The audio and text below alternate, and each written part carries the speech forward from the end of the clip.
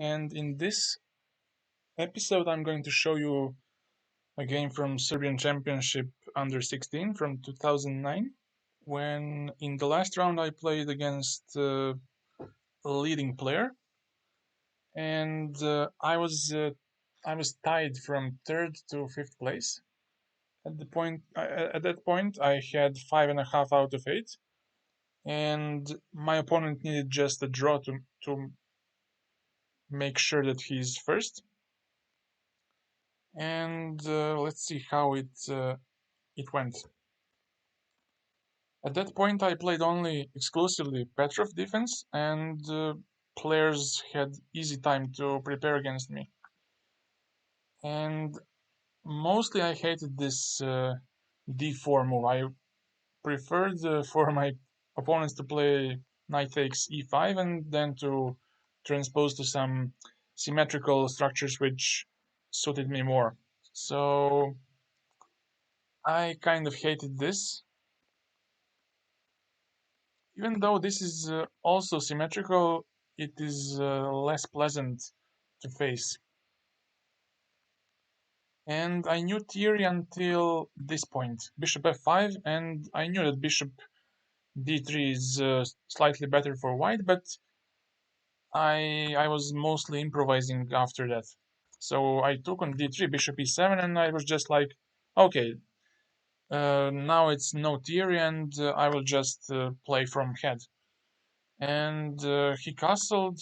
I hoped that he would not be able to handle this isolator on d4, and I tried to block it by playing knight b4, trying to go c6 and to put something on d5, but he played well here. He played rook d1, and when I played c6, he immediately goes for d5, and here I didn't want to open up the position because of potential pin on d file, but maybe I should have just went for this. Maybe knight d5, knight d5, something like this. And maybe queen b6, but I'm not sure. This whole setup looks kind of shaky, so I wanted to close the position, to keep it closed, and I played c5, but now after a3, I didn't want to go back. I wanted to be more active, and I played knight c2, rook b1, and my only problem now is where to go with this knight.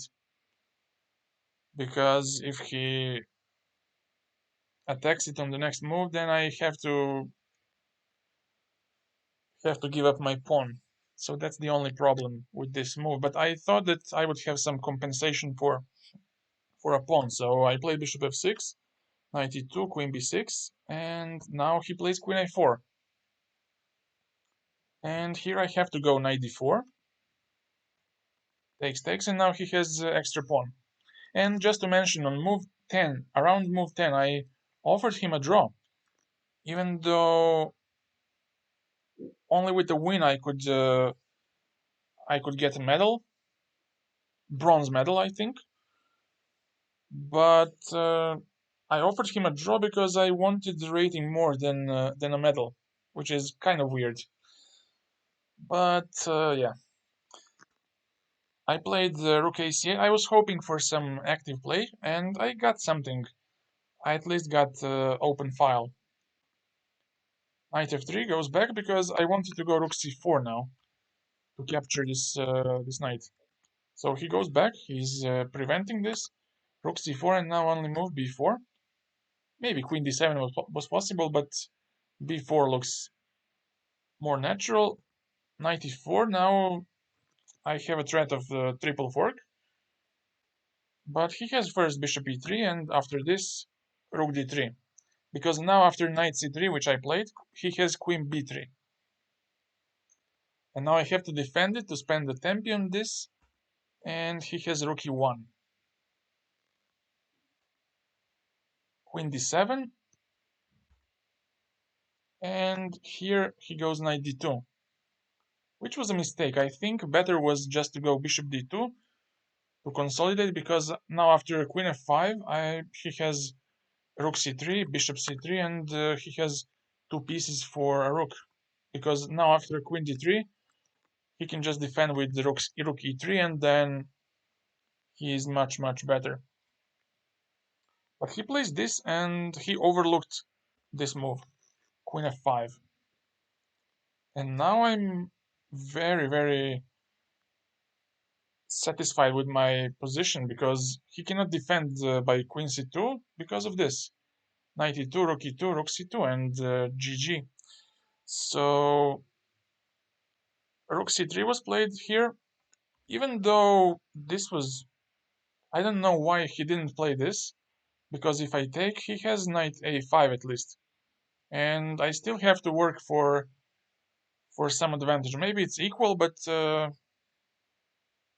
I think white has a more pleasant game here, because my a7 pawn is always hanging, and I would have to spend tempi on a6 and maybe h6 to just make a space for my king, but rook c3 was a big surprise for me here, and then it just went pretty smoothly from there on. Queen b1. I was afraid at that point that he would somehow keep queens on the board, and that he would manage to swindle me, because that was 120 minutes per player, but without increment. That was non-increment time. So it was kind of tricky to fall into time trouble. But he plays queen b1, and I was just so happy to see this move, because now after queen b1, rook b1, rook d3, knight e4, and now I'm just capturing this pawn. And after knight f6, gf, bishop a7, it's nice that I have this. And I'm just using the fact that his first rank is not covered yet. And he plays g3, rook d1, takes, and now I don't play rook a1, because after bishop d4, this would be slightly complicated, because now he has 3 versus 2, and he can always defend this pawn on b4 by bishop e7, bishop c5, so I didn't want to go into that, and I played rook d3. And after a couple of more moves, I think we went into time trouble, so we didn't write moves, and I don't have a sheet. So after a couple of more moves, I won the game, and I finished third at the end, which was quite a surprise for me, because I didn't believe that I would come on top three. For example, here if you go a4, I can just take, and after b5, just rook b3, b6, and a3. And now this bishop is very stupid, and a pawn is just too close to promotion.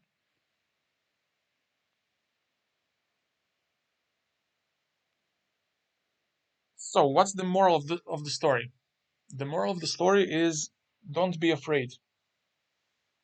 Everyone makes mistakes, and nobody is untouchable. And that's the end of the episode.